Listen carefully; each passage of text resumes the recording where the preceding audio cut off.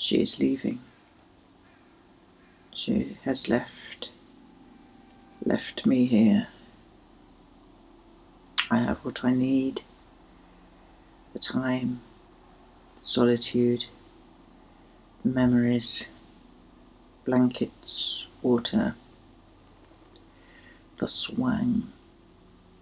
Soon, the sunrise.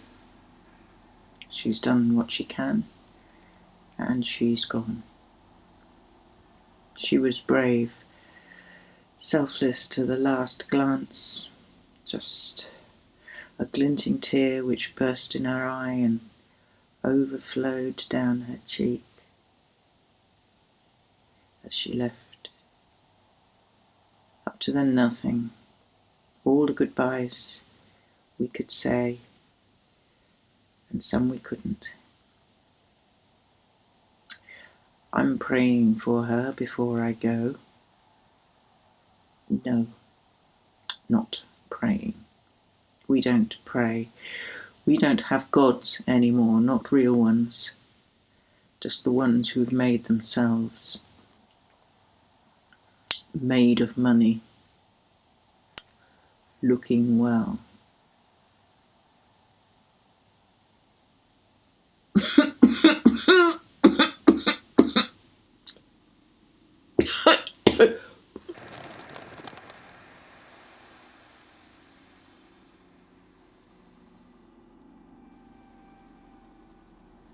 She knows the dangers. To help a death seeker carries the end penalty for anyone under 50. Now, they had to introduce the age limit. Too many death seeker pacts between ages. Die one, get one free. Free death is not permitted. They need us, you see. They need us agers as to remind them of what they have averted. And they need the young ones to see the dangers of not planning ahead. We are not looking well. We who did not invest in our future.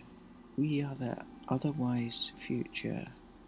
We who age in all our shrivelling decrepitude, our agonies, our incontinence, our brain rot blindness, trembling and rambling, our collapsing focus, our prolapsing bodies, our bed sores, cracked skin, crumbling bones, our inability to hear, to speak, to move, our ability to wail and rail and suffer, our inability to understand, our ability to piss and shit and bleed, our inability to remember, our inability to forget. They take the kids to the Ager houses, the places where they send the ones who aren't lucky like me to have someone. They take the kids the first day of big school, first lesson, planning ahead. They take the kids to the houses of the undead to watch the ages before they die.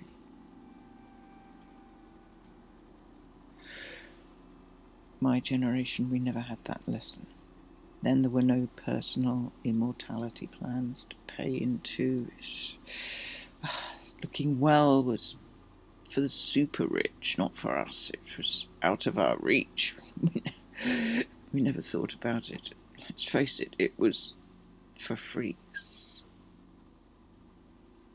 Us, we hoped we'd die before we got old. That's what the song said. My generation. A few friends donated their way through the early days starting out, or to fund themselves writing their novel. Beat waiting tables, they said, but I never had the stomach for it.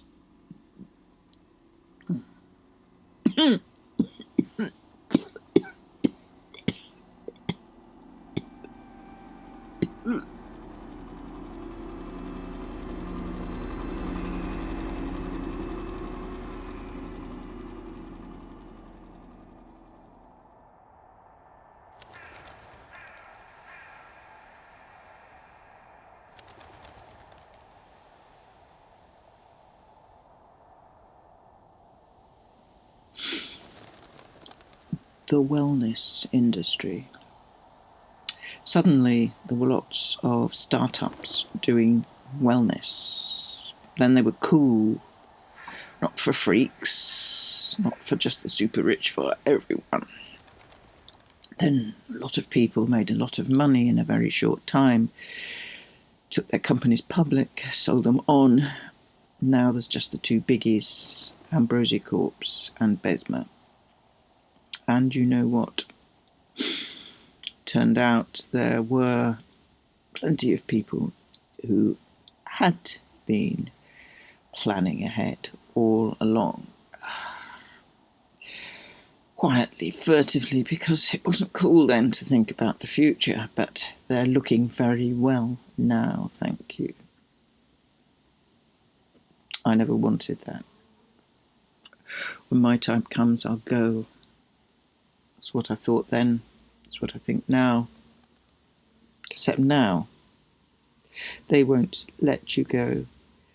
They give you just enough to keep you alive, to keep you in view, pour encourager les autres.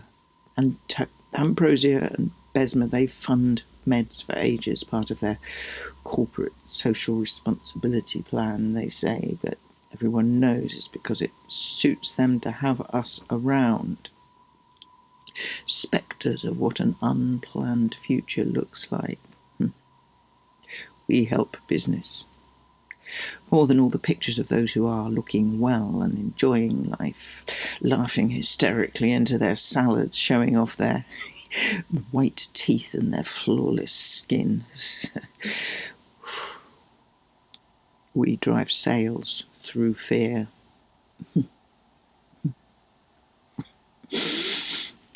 Unlicensed death-seeking is outside the law. Unless you buy one of their designer death plans, there's no way out. And anyone who helps you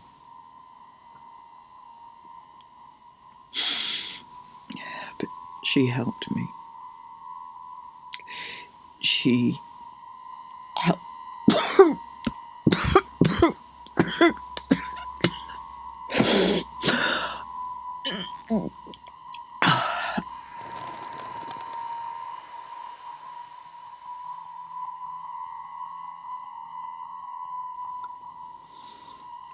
We'd planned it for a year.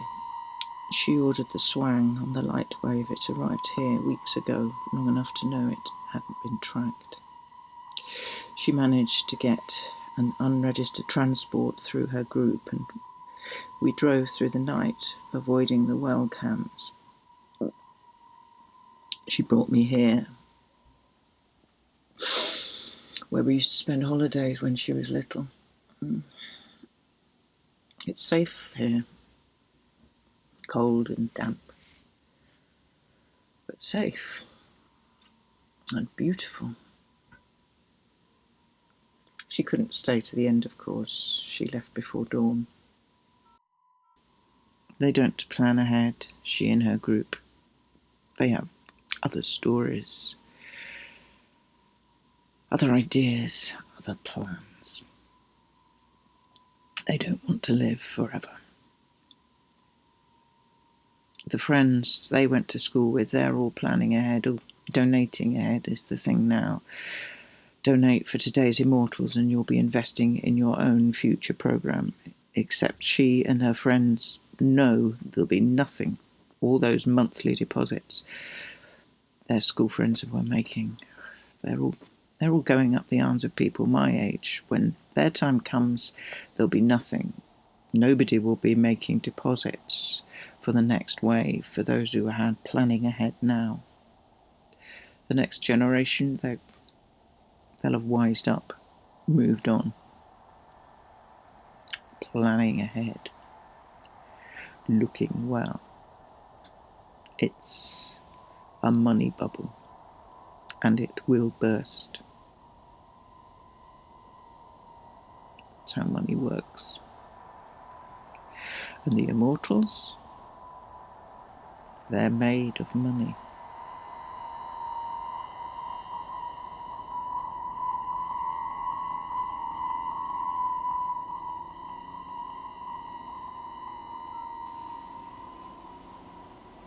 I have to wait till I know she's home before I go. I love the grass, the sea, the sky, the cry of the seagulls, the song of the waves, the caress of the wind. The clouds dance beyond the shore, between them in the distance, a shaft of light paints a sun patch golden on the mountains, and a faint moon rises into the blue day.